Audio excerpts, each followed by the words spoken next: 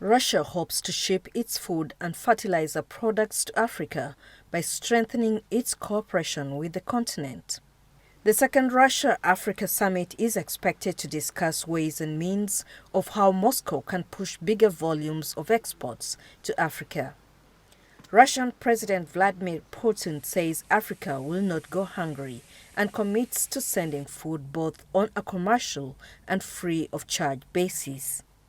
The volume of grain that the poorest countries received, and I repeat, this is a little over 3%, we will be ready to deliver to the poorest countries free of charge. But researchers argue that Africa needs to become more food secure.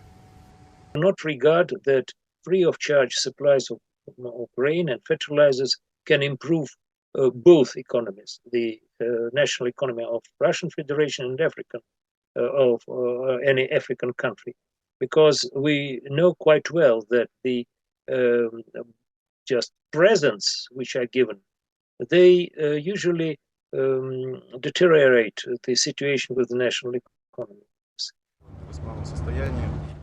Global food prices have escalated due to the conflict in Ukraine. The collapse of the Black Sea Grain Initiative, which allowed Ukraine grain to be exported out, has worsened the situation.